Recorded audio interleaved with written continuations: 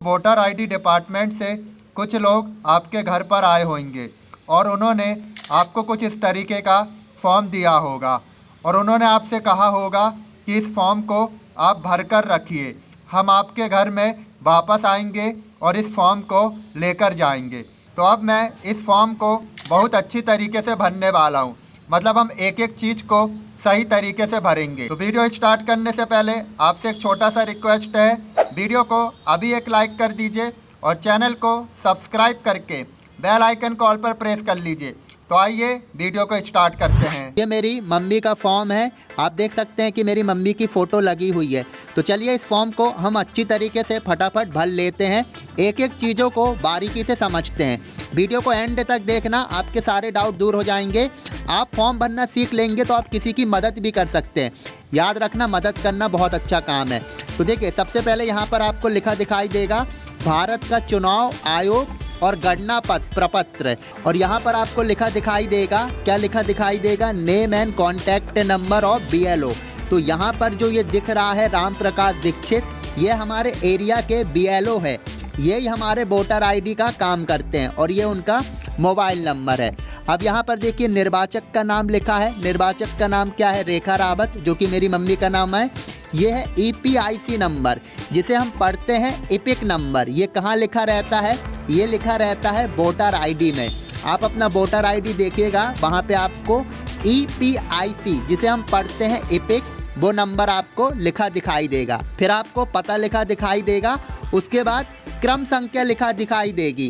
क्रम संख्या बहुत ज़्यादा इम्पॉर्टेंट है, अभी आपको आगे फॉर्म में भरना पड़ेगा, इसलिए सुनते जाइए।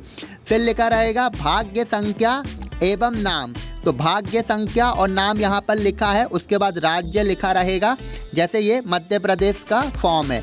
उसके बाद यहाँ पर आप देख सकते हैं कि मेरी मम्मी जी की फ़ोटो लगी हुई है और यहाँ पर आपको क्या करना है, वर्तमान फ़ोटो चिपका है। मतलब मम्मी जी की अभी जो वर्तमान की फ़ोटो है, जो पासपोर्ट साइज फ़ोटो है, वो आपको फेविकॉल लगा के यहाँ पे चिपका देनी है। इतना समझ लिया आपने। अब हम फॉर्म को भरना चालू करते हैं। देखिए, मैं और जूम कर देता हूँ ताकि आपको अच्छी तरीके से दिखाई दे।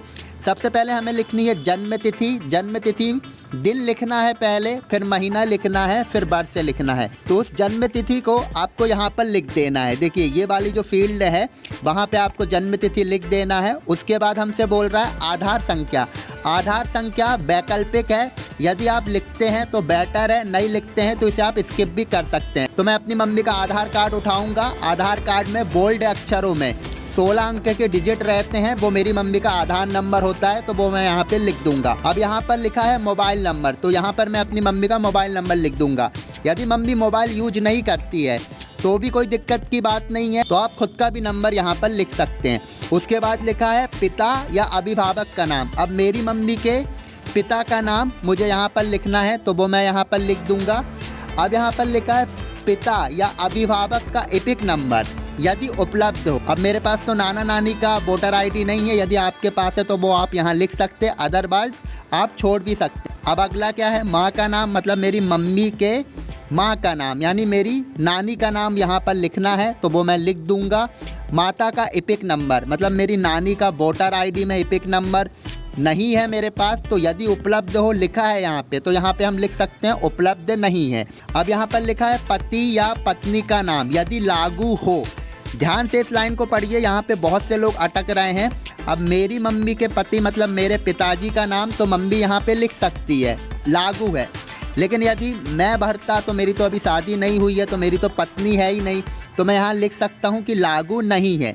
लेकिन क्योंकि मेरे पापा का नाम यहाँ लिखा जाने बोल रहा है, क्योंकि मेरी मम्मी के मिस्टर है पापा, तो वो मैं यहाँ पे लिख दूंगा। अब लिखा है पति या पत्नी का इपिक नंबर। अब मतलब मेरे पापा का इपिक नंबर मांग रहा है, तो वो मैं यहाँ पे लिख दूंगा। यदि आप अविवाहित है तो ये आप लागू नहीं है लिख सकते हैं। अब आते हैं हम नीचे। अब देखिए, यहाँ पे आपको 2 कॉलम दिखाई दे रहे होंगे। एक कॉलम आपको ये दिखाई दे रहा है और यहाँ पे स्क्रॉल करेंगे तो एक कॉलम आपको ये दिखाई दे रहा है। अब ये दोनों कॉलम आपको नहीं भरना है, आपको कोई एक ही कॉलम भरना है। कैसे, वो मैं आपको बताता हूँ। देखिए, यहाँ पे लिखा क्या है, पहले यहाँ पे आप देख लीजिए, यहाँ क्या लिखा है, पिछले SIR की मतदाता सूची में मतदाता का विवरण। अब मेरी बात को एकदम ध्यान से सुनिए। मेरी मम्मी 2003 में भी वोट देती थी, मतलब उनका 2003 में भी वोटर आईडी बना हुआ था। पिछला SIRR कब हुआ था? 2003 में। तो उस समय तक मेरी मम्मी 18+ थी, इसलिए उनका वोटर आईडी बन गया था, वो वोट भी देती थी। तो मुझे मेरी मम्मी का ही 2003 की वोटर लिस्ट में डाटा मिल जाएगा। अब मैं अपनी बात अब मैं 18 साल का हुआ ही नहीं था, तो ना मेरा वोटर आईडी बना था, ना मेरा 2003 में SRI बना था। तो यदि मैं अपना फॉर्म भरता तो मैं क्या करता? ये वाला ऑप्शन चूज करता, क्योंकि मेरा तो वोटर आईडी बना ही नहीं था ना, मैं वोट दे ही नहीं सकता। लेकिन ये मेरी मम्मी का केस है। मम्मी का 2003 में भी वोटर आईडी बना था, वो वोट देती थी, तो इसलिए मेरी मम्मी का 2003 का डाटा उस लिस्ट में भी मिल जाएगा। अब हमें लिस्ट ढूंढनी है, तो वो मैं आपको अभी बता रहा हूँ कि 2003 की लिस्ट में आप कैसे ढूंढेंगे। सबसे पहले देख लीजिए निर्वाचक का नाम। तो मम्मी का वोटर आईडी 2003 में जैसा नाम लिखा था वो मैं यहाँ पर लिख दूंगा। इपिक नंबर यदि उपलब्ध हो, 2003 में जो मम्मी का इपिक नंबर था वो मैं यहाँ पर लिख दूंगा। वैसे तो सेम ही था, वो मैं आपको बता रहा हूँ एक नॉलेज के लिए। रिश्तेदार का नाम, वोटर आईडी बनता है ना, तो वहाँ पे एक रिलेटिव का नाम लिखना पड़ता है। अभी की बात करूँ तो अभी रिलेटिव नाम में मेरी मम्मी की वोटर आईडी में मेरे पापा का नाम लिखा है, लेकिन 2003 में मुझे चेक करना पड़ेगा। तो वो वोटर लिस्ट हम डाउनलोड कर लेंगे तो हमें पता चल जाएगा रिश्तेदार का नाम क्या है। तो अब यहाँ पे रिश्ता पूछ रहा है, तो मेरी मम्मी और पापा का रिलेशन क्या है? हस्बैंड वाइफ, मतलब मेरी मम्मी के पापा पति हुए, तो वो मैं यहाँ पति लिख दूंगा। और एक चीज़ बता दूँ, हिंदी में फॉर्म है तो हिंदी में भरोगे तो ज़्यादा बेटर है। यहाँ पे जिला लिख दूंगा जबलपुर, राज्य का नाम मध्य प्रदेश, विधानसभा एवं निर्वाचन क्षेत्र का नाम। तो आपको पता होगा आपके विधानसभा निर्वाचन क्षेत्र का नाम क्या है। जैसे मुझे पता है 100 जबलपुर बैच से, तो वो चीज़ आपको यहाँ पर लिख देनी है। अब सेम चीज़ इस वाले भाग में भी है, आप देख सकते हैं सेम चीज़ है, लेकिन इस वाले भाग में आपको क्या करना है कि आप जब 18 साल के नहीं हुए थे, आपका वोटर आईडी नहीं बना था, SRI में आपका नाम नहीं था 2003 में, तो आपको अपनी मम्मी का रिकॉर्ड देखना है या पापा का रिकॉर्ड देखना है या दादा दादी का, किसी का भी रिकॉर्ड देना है और सेम चीज़ यहाँ पे भरनी है। अब यहाँ पे एक चीज़ रहेगा ही, देखिए ये वाला कॉलम रह गया है, ये जो इतना कॉलम है ये रह गया है। और यहाँ पर भी आप देख सकते हैं सेम चीज़ है, यहाँ पर भी ये वाला कॉलम रह गया है। या तो आप ये भरोगे या तो फिर ये भरोगे तो विधानसभा निर्वाचन क्षेत्र की संख्या, ये भी जब हम 2003 की वोटर लिस्ट डाउनलोड करेंगे तो वहाँ से मिल जाएगा।